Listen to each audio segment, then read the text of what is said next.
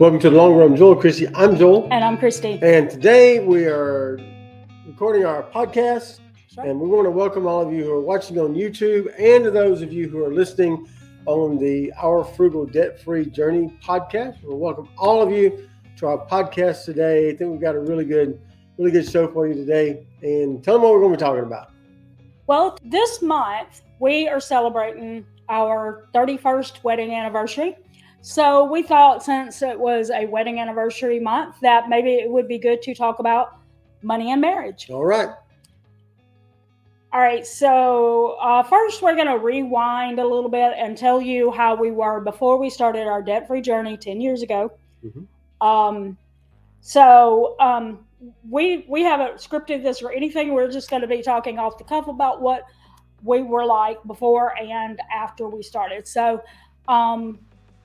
how would you say that you feel about how we were as far as a couple with money before the 10 year? If you are new to our podcast or our channel, 10 years ago, Joel lost his job, and that is what spurred us into a debt-free journey. Okay. Mm-hmm. So, and we are debt-free today. And so a lot has changed since before that 10-year period. And before that 10-year period, obviously, we had been married for 20 plus years. So let's talk about how we were as far as our finances go. Well, we didn't do a lot of budgeting. In the early days, we didn't really have a lot of money to budget. We probably should have done a little bit more budgeting then when we didn't have as much money. It probably would have served us a lot better later on. But yeah. I mean, that's kind of the way it was. We didn't budget a lot. So, yeah. And then when we started making more money, we still didn't budget. Yeah. And we still didn't budget, and kind of wish we would have. You know, you can't go back and change things, but right. You kind of wish you would have started that a little bit earlier in our time. So yeah.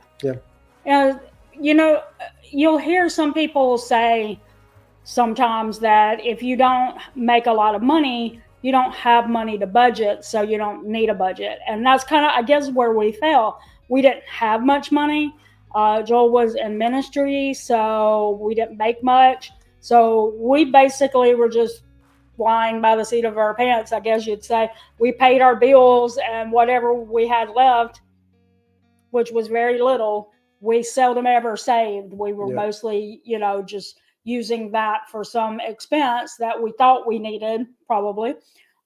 We had debt. We thought it was normal to have cars that you were in debt. And before we would pretty much the whole time, if we had a car that we were about to pay off, we'd go get a different car and be in debt again for another 4 or 5 years or however long the terms used to be. I know you can get them for a lot longer now, but back then I think it was like 4 years probably. 5 years was the max they would let you have a loan for back in those days. Yeah. Back in the olden days. Yeah. Now, we never had mortgage at that time. Our big expenses was our car loans. But if we had learned to have used cars, it would have been a huge thing. Yeah. And not just used cars, because a lot of times we were buying used cars, but we still bought them with, like they were only like a year or two old. So they were newer used. And so it still carried a big debt with it. Yeah. Mm-hmm. So, and I would say back then we didn't really discuss what we were, like our plans for money. We didn't have goals for the future. And so, he might say, hey, you want to go get another car? And we go, okay. But we didn't really talk about how much money we should be using on groceries or how much money, anything costs. We didn't really talk about that. And Joel did the primary handling of the money, which is funny because if you see our bio, you see I was a financial secretary. Even as a financial secretary, an office manager for a time, different jobs like that. He just took care of everything. And I would just say, are we okay? Do we have enough money? Yeah. That was my thing. Do we have enough money? Like if someone said, "Hey, you want to go shopping with me?" I'd be like, "Joel, do we have enough money for me to go shopping?"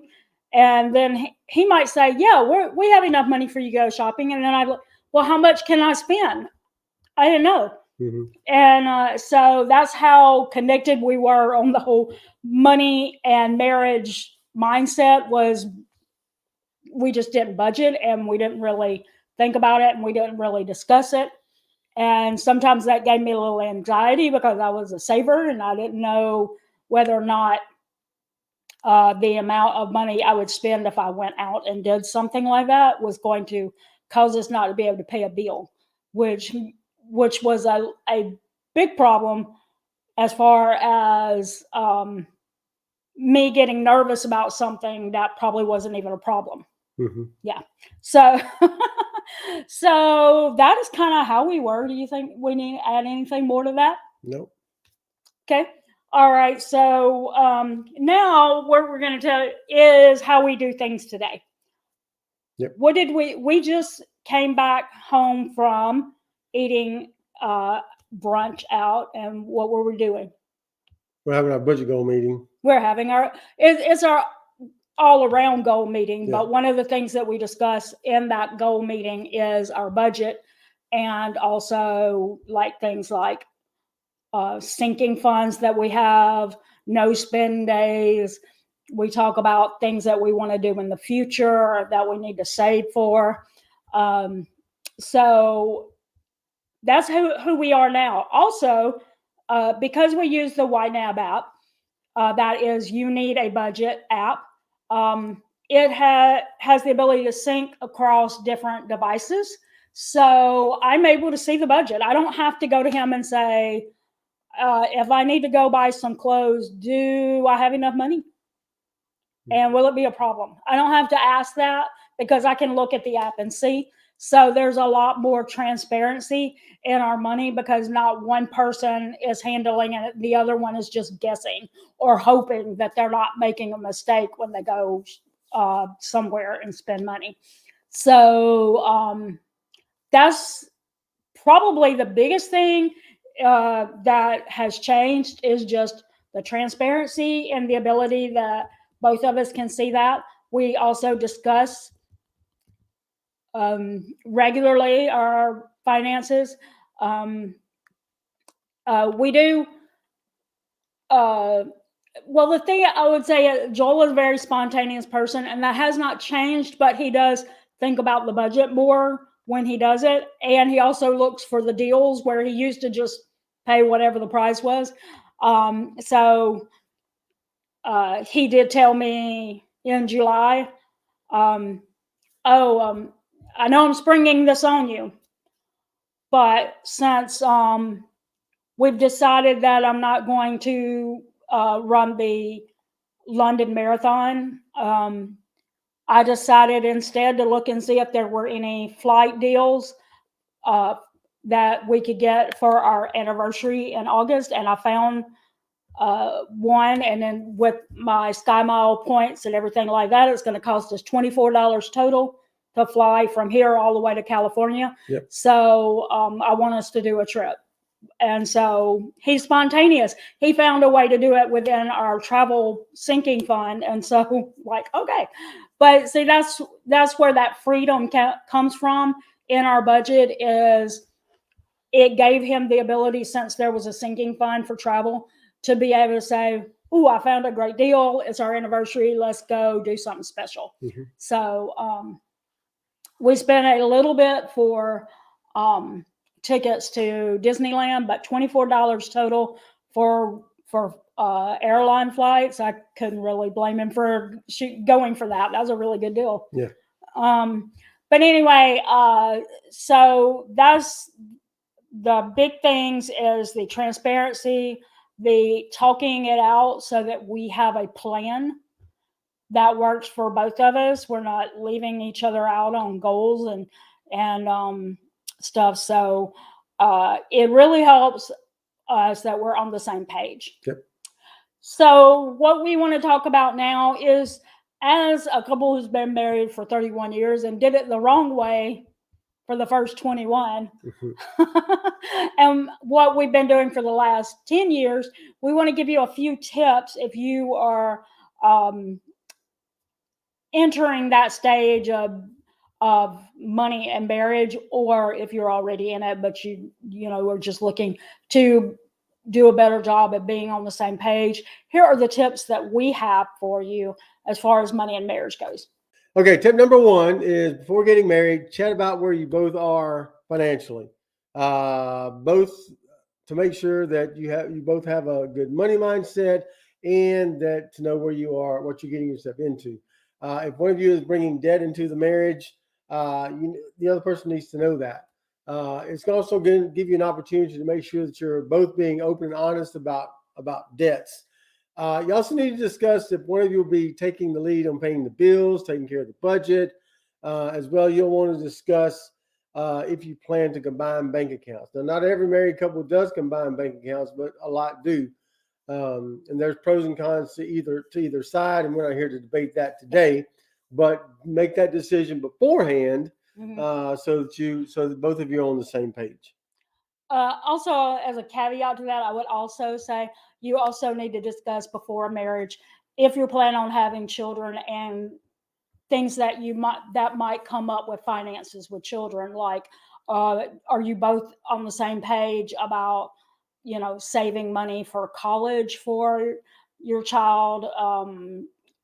Uh, of on a set amount as far as like, do you do allowance? Do you do this? Do you do that? So the second one is after getting married, you need to make sure that you're on the same page about whether or not you're combining your finances or not. Like he said, we're not here to debate it, but you do need to be on the same page as far as that.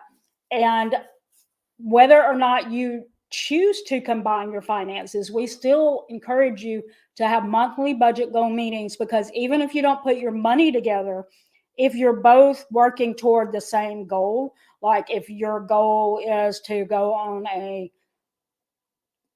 big trip somewhere that will cost a lot of money, if you're both saving money to go on that trip, you're both working toward that goal. Mm-hmm. If both of you have a goal to retire early, to do the fire movement, or to get debt free, if you're both working toward that goal, whether you have your money all in one account or in separate accounts, then is better because you're both working toward the same goal. Yep. So whether or not you combine it doesn't mean that you shouldn't still have goal meetings, because I think you would agree, the first time we had a budget goal meeting, I think we both walked away going,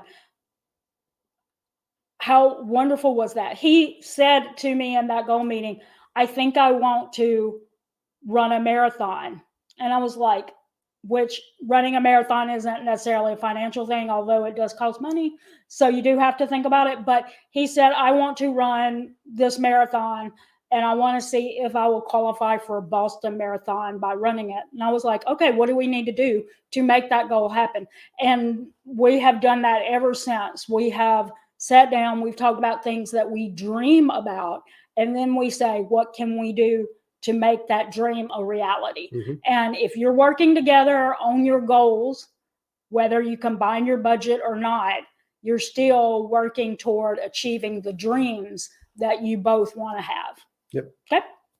And then number three, if you're the person who takes on the budget and the bills, include your spouse in making decisions. Make sure they have a way to see the budget. Don't be offended if they ask to see the budget, but make sure they have a way to see it when they can, because they just may need to check, make sure they have enough money in a certain account for certain things. So yeah, and we talked about that a little bit earlier. When he used to handle the budget and I couldn't see the budget, I would ask him if we had enough money.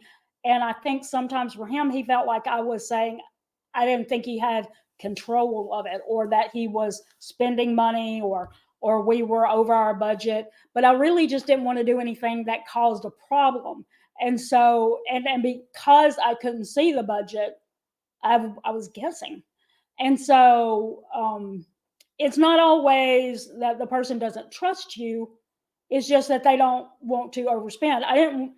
I've never been a spender, but in my head, it was like, oh, if I spent $200, would we have enough money to pay the bills?